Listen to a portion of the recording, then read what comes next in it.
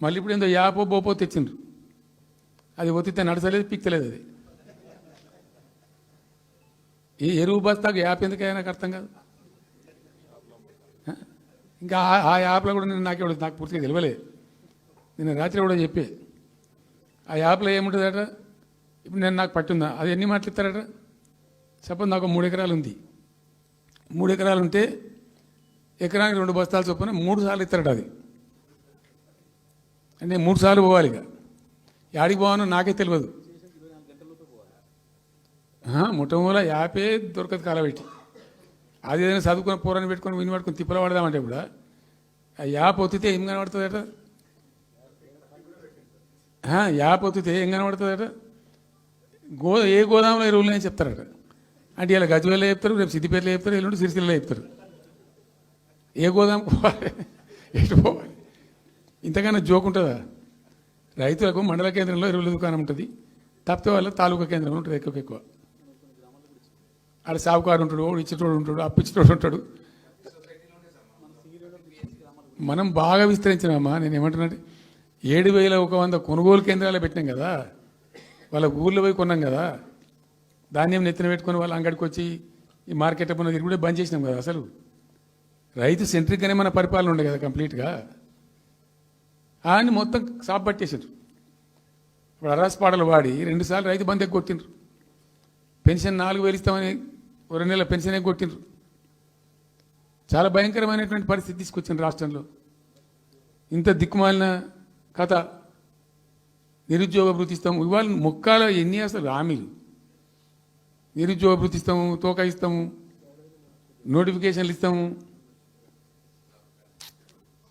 Job క్యాలెండర్లు ఇస్తాము, విద్యా భరోసా card. ఇక వాడు చూసేవాడు అడ్డం పడి ఆయన ఓటేసారు జనం. జరిగింది ఏంది, టెంప్ట్ అయిపోయారు. ఏమైందంటే యాక్చువల్లీ ఫ్యాక్ట్ ఏంటంటే ఇదే తెలంగాణ భవన్లో ఎన్నికలకు పోతున్నాం 2014. ఎన్నికల కమిటీ, హామీల కమిటీ ఒకటి ఉండే, మేనిఫెస్టో కమిటీ. అది రాస్తాను. దానిలోకి 2-3 రిటైర్డ్ ఐఏఎస్ అధికారులు కూడా ఉండేప్పుడు. ఒక సందర్భం వస్తే నేను అడిగిన, అసలు మనం పెన్షన్ ఎందుకు ఇస్తాం ప్రజలకు?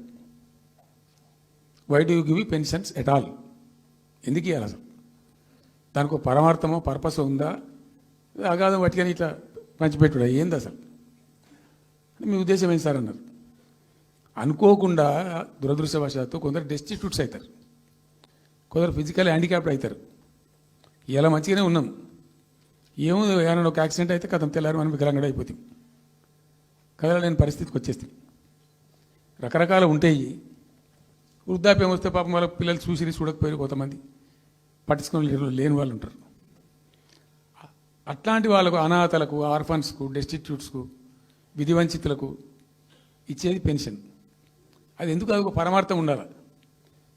వాళ్ళు బిర్యానీ తినకున్నా, పెద్ద గందరగోళం లేకున్నా కనీసం 2 పూటలు పప్పు పచ్చిపులిసిన అన్నం తిని మాంజాల వాడు పండుకుంటట్టు ఉండాలన్న ఆ మేరకు ఇవ్వండి అని చెప్పినాం. అప్పుడు ఆయన గోయల్ సాబ్ అని ఉండే ఐఏఎస్ ఆఫీసర్. ఆయన ఉప్పుకింత పప్పుకింత అని అన్ని రేట్లు లెక్కబెట్టి 670 రూపాయలు ఇస్తే సరిపోతుంది సార్ అని. నేను గావాలకి ఇచ్చేదానికి కోసి ఆయన 1,000 రూపీస్ పెట్టు, పెద్ద కథ ఎందుకు అని 1000 చేసాం. దేనికన్నా కానీ 1000 రూపీస్ చేసినాం ఫస్ట్. సెకండ్ టర్మ్ నేను ప్రకటించాను, మళ్ళీ మేము గెలిపించుకొని ఈసారి గెలిస్తే వెంటనే 2000 రూపీస్ చేస్తామని చెప్పాను. మొదలు 1000 అన్నప్పుడు అడగలే, మా అంతటా మేమే సుమోటోగా మాట్లాడి చెప్పి డే 1 గవర్నమెంట్ ఇచ్చిన ఫస్ట్ క్యాబినెట్ని డిసైడ్ చేసి 1000 రూపీస్ పెట్టాం. 200 to 1000, 1000 to 2000 also first మంత్ని. Second టర్మ్లో మా గవర్నమెంట్ వస్తే ఫస్ట్ మంతే, ఏ మంత్లో గవర్నమెంట్ వచ్చినా అదే మంత్లో 2000 రూపీస్ చేసినాం, జనానికి అందించినాం. జనం కూడా ఏమనుకున్నారు, కేసీఆర్ 2 అన్నప్పుడు 4 అన్నట్టుగా ఇస్తాడు కావచ్చు. టెంప్ట్ అవుతారు పాపం, సహజంగా పేదవాళ్ళు కదా, లేని వాళ్ళు కాబట్టి. మనది కాదు సబ్జెక్ట్, అది కాదు కదా. ఈయన 2 ఇచ్చిండు కదా, 200 2000 చేసిండు, ఈడు తప్ప 4000 చేస్తాడేమో అనే ఆశలో మా కోటేసే ఉద్దేశం ఉన్న ప్రజలు కూడా ఈ మాయల పడి పాపం టెంప్ట్ అయిపోయి గోల్మాల్ అయిపోయి ఓట్లు వేసినారు, ఇలా తలలు బాదుకుంటున్నారు, తిడుతున్నారు, భయంకరమైన తిడుతున్నారు. నిన్న నేను హైదరాబాద్ వస్తున్నాను. నిన్న నేను మా ఫామ్ నుంచి బయలుదేరి వస్తుంటే ఒక 10 చోట్ల ప్రామిస్ చెప్తాను. 10 ప్లేసెస్లో పక్క పండు వచ్చుకో, కానీ కార్లో కూర్చున్న 2 స్టీరింగ్ ఇచ్చిపెట్టి 2 చేతులు మీదకి పెట్టిండు. బాస్ మళ్ళీ మనం జల్దీ రావాలి, మనమే వస్తున్నాము, నెక్స్ట్ మనమే అని దుంకుతున్నాడు. ఆ మోటార్ పైస వాడు పక్కన డుర్రమన్న పక్కన వచ్చి వాడు వచ్చి నెక్స్ట్ మనమే సార్ వచ్చేతను అంటూ పోతుండ్రు. హైదరాబాద్ సిటీలో అనేక ప్లేసెస్లో కనీసం ఒక 10-12 ప్లేసెస్లో అట్లా చెప్తున్నారు జనం. అది దేనికి సంకేతం? మీ మీద ప్రజలు విశ్వాసం కోల్పోతున్నారు రోజు రోజుకు, మీ చర్యల వల్ల, మీ పిచ్చి పనుల వల్ల. ఇంకోటి ఏంది, మీరు చేసే చర్యలు ఎట్లున్నాయి? మొత్తం రియల్ ఎస్టేట్ బ్రోకర్ దందానేనా? ఫార్మాసిటీ ఎందుకు వచ్చిందండి? ఫార్మాసిటీ మా ప్రభుత్వం ఎందుకు వచ్చింది Pharma City? Why did we bring Pharma City at all? అనుకోకుండా కొన్ని ప్రాంతాలకు, కొన్ని రాష్ట్రాలకు కొన్ని సందర్భాలు కలిసి వస్తాయి. భారత ప్రభుత్వం ఆనాడు ఉన్నటువంటి నెహ్రూ గారి ప్రభుత్వంలో ఈ ఫిలకు వ్యాధి, కలరా వ్యాధి వ్యాపించి ప్రజలు ముబ్బడిగా చచ్చిపోయేది. ఎట్లా అంటే దీనికి ప్రాపర్ మెడికేర్ లేదు, ఎక్కడికక్కడ లోకలైజ్డ్ ప్రొడక్షన్స్ ఉండాలని చెప్పి ఐడిపిఎల్స్ అని పెట్టిండ్రు. కొన్ని కీలక రాష్ట్రాలలో పెట్టిండ్రు. అందులో మన అదృష్టంకు ఆ టైంలో హైదరాబాద్ కూడా ఐడిపిఎల్ వచ్చింది. ఐడిపిఎల్ యొక్క పుణ్యమా అని దాంట్లో నుంచి కొంతమంది నేర్చుకొని బయటకు వచ్చి, డాక్టర్ అంజిరెడ్డి కూడా ఐడిపిఎల్ ఎంప్లాయ్, బయటకు వచ్చి వాళ్ళు స్వయంగా పెట్టి చాలా విస్తరించారు. చాలా అంటే చాలా విస్తరించారు. ఆయన దగ్గర అంజిరెడ్డి దగ్గర పనిచేసిన కూడా బయటకు వచ్చి వాళ్ళు పెట్టుకొని వాళ్ళు విస్తరించారు. ఇట్లా ఏమైపోయింది? Hyderabad has become a medical hub, pharma hub.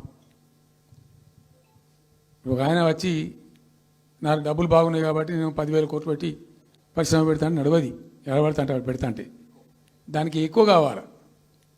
అంటే ఆ ఎంప్లాయీస్, ఆ టెక్నీషియన్స్, ఆ కథా కార్ఖానా ఎక్కడైతే ఉంటుందో అక్కడ సక్సెస్ అవుతుంది. అట్లా ఏమైంది? ఫార్మా యొక్క ఎక్కువ బిల్డ్ అయింది హైదరాబాద్లో.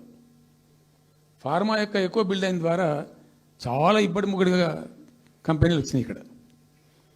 అసలు 1/3 వరల్డ్కు మన జినోమ్ వ్యాలీ నుంచే వ్యాక్సిన్ సప్లై అవుతుంది. ఇవాళ 1/3 of the world Hyderabad genome valley నుంచే వ్యాక్సిన్ సప్లై అవుతుంది. అట్లా ఎప్పుడో ఉన్న బయాలజికల్ ఈవెంట్స్ ఆ రాజుగారు స్థాపించారు ఆ కాలం 104 సంవత్సరాల క్రితం నిజాం పీరియడ్లో. అట్లాంటి కంపెనీలు వస్తూ Hyderabad has become a best destination for pharma. అయితే ఏమవుతుంది? ఆ రసాయనిక వ్యర్థాలు ఏవైతే ఉంటాయో అవి కొద్ది కారకాలు ఉంటాయి, ఇబ్బందులు కలిగిస్తాయి. మన హుస్సేన్ సాగరే కాలుష్యమయమైపోయి గబ్బు వాసన వచ్చే పరిస్థితి ఉండేది, మనం అందరం కూడా చూసినాం. సో దీని నుంచి హైదరాబాద్ బయటపడాలి. ఫార్మా వదులుకుందామా? వదులుకోవద్దు. మరి ఏం చేయాలా? 4 టీములు తింపిందండి నేను ప్రపంచవ్యాప్తంగా. ఐఏఎస్ అధికారుల బృందాలు, శాంతికుమార్ గారు అని చెప్పి ఆమె చీఫ్ సెక్రటరీ కూడా రిటైర్ అయింది. ఆమె అప్పుడు హెల్త్ సెక్రటరీగా ఉండే కొంతకాలం. ఆమె నాయకత్వంలో పంపించాం, చాలా దేశాలకు పంపినాం. మరి తిరిగి రండి. ఇప్పుడు ఏమైంది? మందులు లేని ప్రపంచాన్ని ఊహించలేము, మందులు కావాల్సిందే. మందులు తయారు చేసే సందర్భంలో తప్పకుండా కొంత వేస్టేజ్ ఉంటుంది. ఆ వేస్టేజ్ని ఎట్లా మేనేజ్ చేయాలి అని తెలివి కావాలి. సింపుల్ ఎగ్జాంపుల్ చెప్పండి, మన ఇంట్లో కిచెన్లో కూడా డైలీ వేస్ట్ ఉంటుంది, కానీ చాలా నీట్గా పెట్టుకుంటాం మనం దాన్ని. ఆ వేస్ట్ డిస్పోజ్ చేస్తాం, కిచెన్లోనే ఉంచాం. ఉంచితే చచ్చిపోతాం కాబట్టి ఆ భయానికి క్లీన్ పెట్టుకుంటాం.